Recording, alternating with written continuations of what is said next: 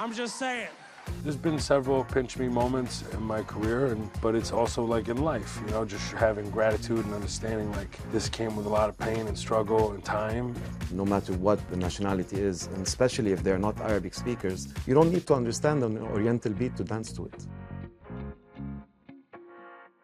Hello, welcome to Qatar 365 with me, Adelь Halим. On this episode, we explore the world of comedy and entertainment. I sat down with comedian and TV star Mo Amer, and Laila Humaira met some Doha-based comedians who do stand-up just for fun. But first, Joanna Hoes is singing and eating the night away to experience Doha's vibrant culinary entertainment and explore the fusion of music and gastronomy. Steak served with a side of jazz. A pairing that's quite literally music to the ears of diners at Chicago Rare, a restaurant in Doha where every meal starts on a high note. Trying to combine music and food, you need to find the elements where they complement each other rather than compete, right? So finding that harmony between having an amazing band and at the same time, we like to lead a guest through a culinary experience here. It's very important for us to make sure that every guest leaves with the wow factor. Located here in the newly opened Four Seasons The Pearl, Chicago Rare transports diners back to the early 20th century.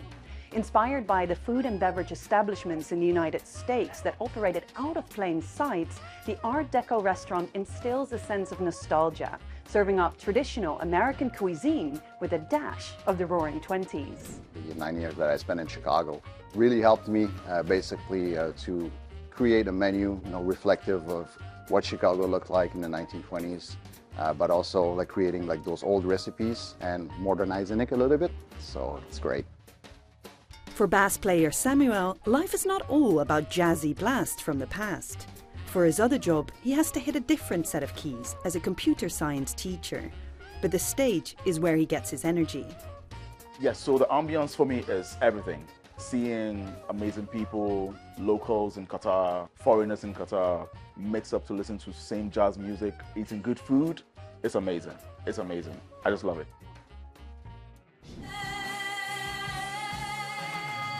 Another feast for the senses comes courtesy of Saks over at the St. Regis Hotel.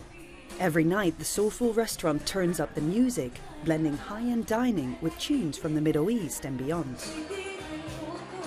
The inspiration behind starting Saks is having the nice blend of that fine dining and the clubbing experience, meeting everyone's expectations.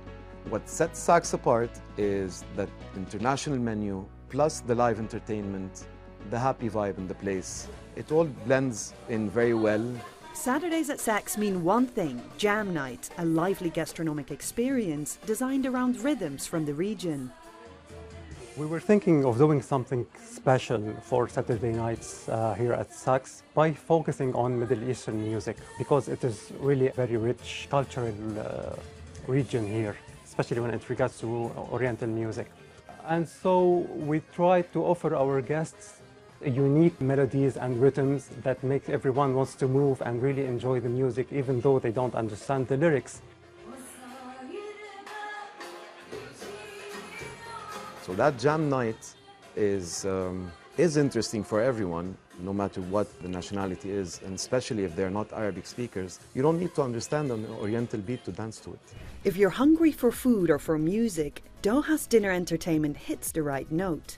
So whether you have rhythm or two left feet like me, put on your dancing shoes for a groove down culinary and musical lane.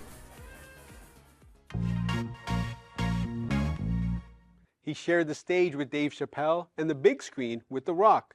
Mo Amer is no stranger to the bright lights.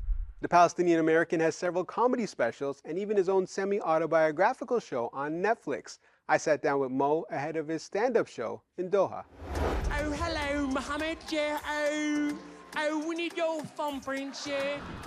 Well, you're living a life most comedians would dream of. You've worked with The Rock, you've toured with Dave Chappelle, you won a Peabody for your own Netflix show. What's been the biggest pinch me moment of your career so far? This right here. I appreciate it. being so dope to have our own theater to do an interview in. This is it. No. It's the pinnacle, right? No, alhamdulillah, bro. Like I feel very blessed. This didn't happen overnight. It's very important to highlight. It took, over 2 decades to get here. I was reflecting upon it today, Been blessed to come here and do a show and get treated so well. And I was kind of like laughing at myself driving as a teenager 12 hours each way to, make $75 to get into a club and hopefully have a future in it. So it's a beautiful thing to be here 24 years later. Shows that hard work, determination, and focus puts you in really a lot of pinch me moments. But yeah, Robert De Niro, that's the short answer. Robert De Niro, when I met Robert De Niro, that was by far one of my, he was the only person I fanned out on, to be honest. Yeah? He was the only person I was like, whoa! I literally screamed. Was he cool? And I hugged him, and I squeezed him for so long like this. I held him, and he was right here. And I looked at him, and I was like, hug you too long? And I swear to you, he goes, a little bit. I was like, oh my God, he did the thing. You talk openly about your Palestinian heritage. For some of your audience, I imagine this might be the first time they're hearing a Palestinian comedian, or they might be the first time seeing a Palestinian family on screen. How does that play into your creative process? It's who I am, right? I'm Palestinian. Like this, obviously with the absolute devastation that's happening now, it's gut-wrenching. Nothing feels good. Everything feels tasteless. Our hearts are all broken. I can't even talk about it.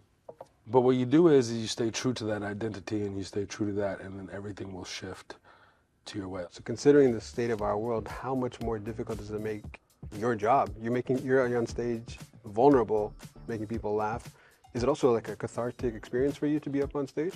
Yeah, no, it's very cathartic. Stand-up for sure has always been that source of healing for me, and it's my own therapy. It's always been that. And now, as I'm doing stand-up, of course, and never stop doing stand-up, simultaneously making a TV show, making a series, writing it, directing it, acting in it, that's so personal. It's sometimes like copy-paste of what actually happened in my life. And knowing that these people, these family members are not with you, and you have to like live through it again and recreate it and do it justice while telling the story, it's gut-wrenching. I can't tell you how many times where I had to just walk away and just be by myself and just, clear my heart and mind. So it's one of those things. Man, I'm dropping gems on this show. Wow, we appreciate it. This is crazy. It's like Oprah's here or something. All right, Mo, thank you so much for your time. Really appreciate it. Thank you. Thank you. Appreciate it. Inspiring words from Mo Amer.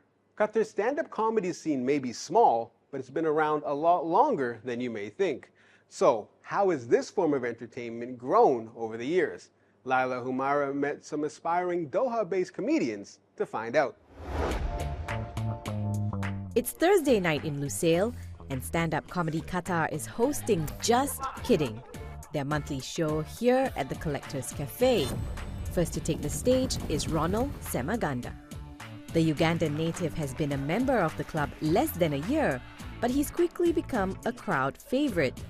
Ronald has also performed a one-hour comedy special called Far From Africa, inspired by his roots of origin. Most of my jokes are transitional jokes, like jokes that shows the difference between cultures. I show you how we do it the African way and how you guys do it here. Like I didn't mind up, just want a football team. Set up in 2010, stand-up comedy Qatar has become the place for Ronald and around 15 other people from all over the world to gather and share a common passion.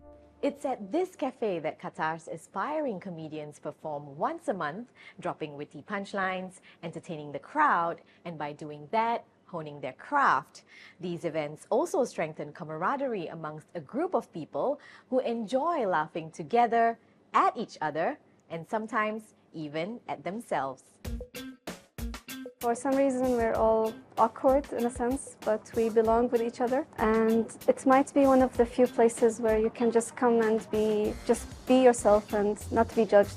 Mariam Salim and Muhammad Ayman have been part of the tight-knit club since its early days. While members come and go, one rule that hasn't changed is for everyone to be as welcoming as possible. We like to welcome new comedians because we want to meet new people, we want to meet new backgrounds, we need some cultural diversity. So diversity, it adds strength to the group. The club meets often to exchange ideas, go through jokes, and rehearse. Beyond just entertaining the crowd, the members help each other refine their material and share suggestions for everyone to improve. It's not just about making people laugh. A good stand-up comedian is someone who has energy on stage from where he starts the performance to where he ends the performance. But mostly a good stand-up comedian is a comedian who writes his own joke. For some of the members, stand-up comedy gives them a chance to embrace a side of themselves they don't often show. I used to do it for me, just to express myself. Some people prefer comedy than therapy because it's cheaper.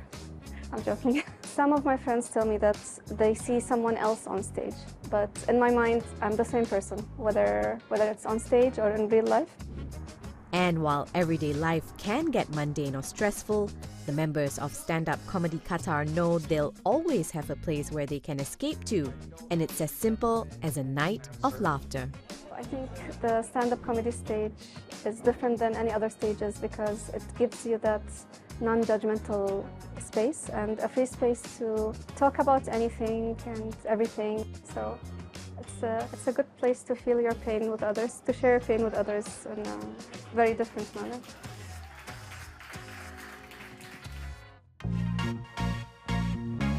From musicians to comedians and professionals to amateurs, we saw a wide range of entertainment in this episode. But sadly, that's a wrap. Quite literally, as that's all the time we have for now. For more, check out Euronews.com and connect with us through our hashtag. Thanks for watching, and we'll see you next time on Qatar 365.